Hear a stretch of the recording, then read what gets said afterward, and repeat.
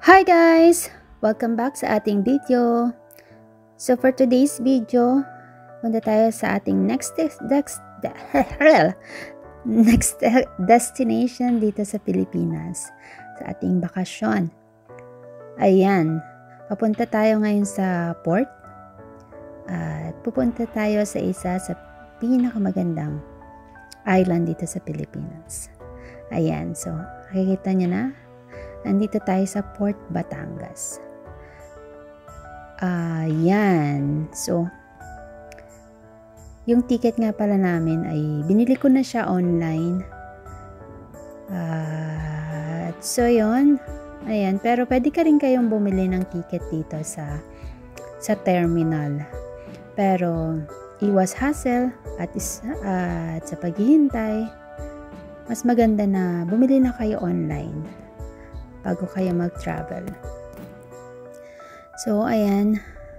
At mas nag-tricycle lang kami galing sa hotel. Nag-stay kami ng one night sa Batangas dahil maaga ang aming biyahe papuntang sa ating destination. So, ayan. At ito, dito tayo pa sa Yellow na Gate. At naka-post din dyan, reminder. Huwag po kayong bumili ng ticket sa mga fixer. So, dun lang sa loob. Marami nag-aalok dyan ng mga ticket kung may ticket na pa kayo. So, iwas po natin.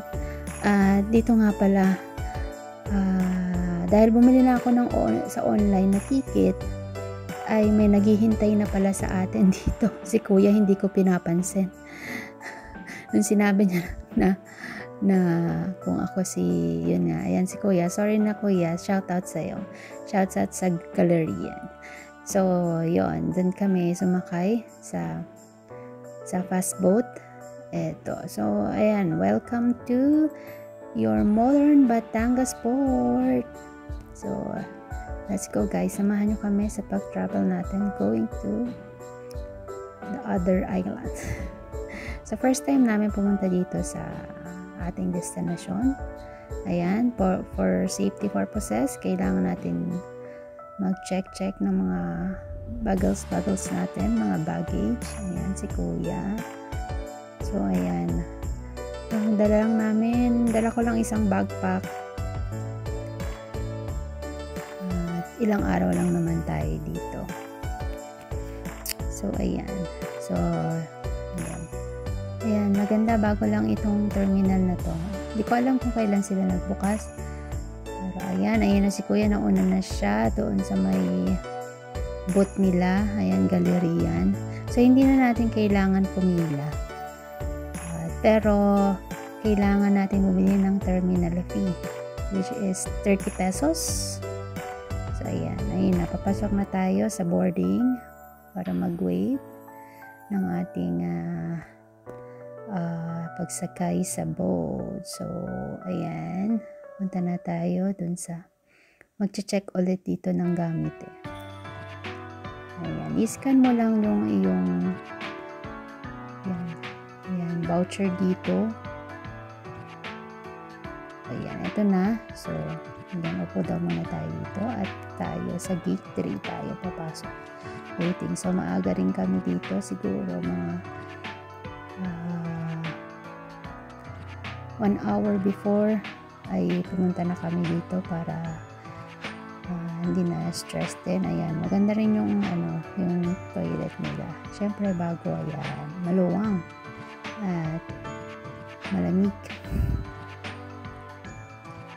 So ayan, sa mga pupunta ng Calapan, ng Mindoro, so saan kaya tayo ang punta? Ayan, ito yung voucher namin. Ayan, magbo-board na kami. Pasok na kami. Ayan. So, medyo marami din yung sakay ng boat.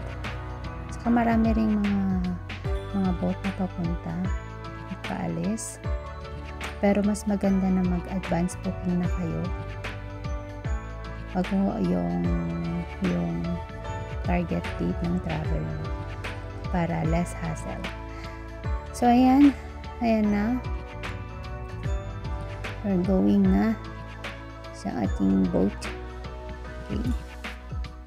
So, stay tuned lang.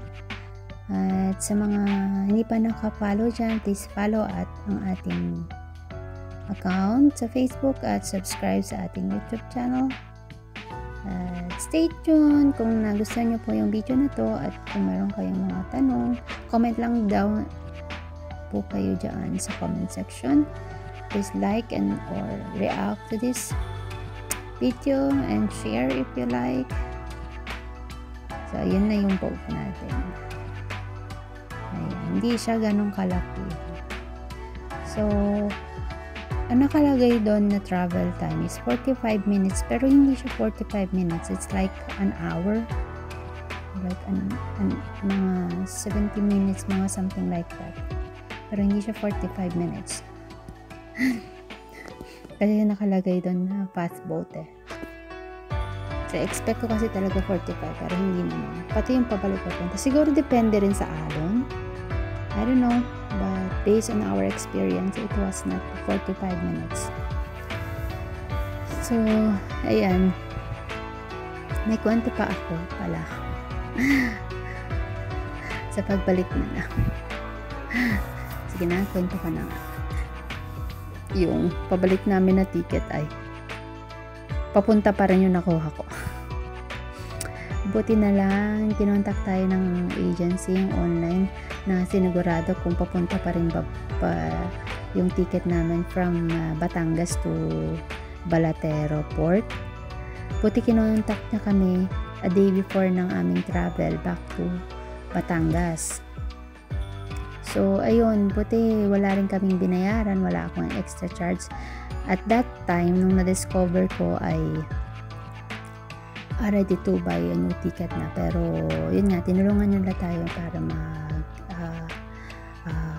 kumuha ng panibagong ticket from Balatero to Batangas. So, ayun.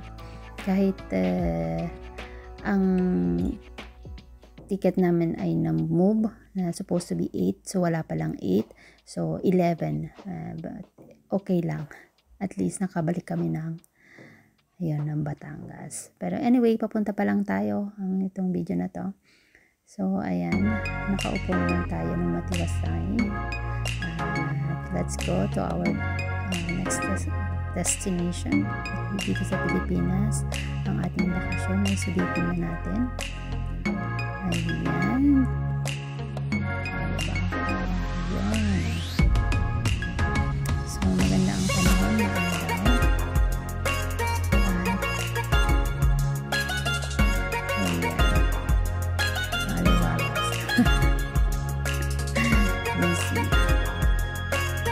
Ayun guys, stay tuned and don't forget to like this video at pakitapos na lang po ang video. Salamat po sa ating support na ating video at nanonood. Thank you so much guys.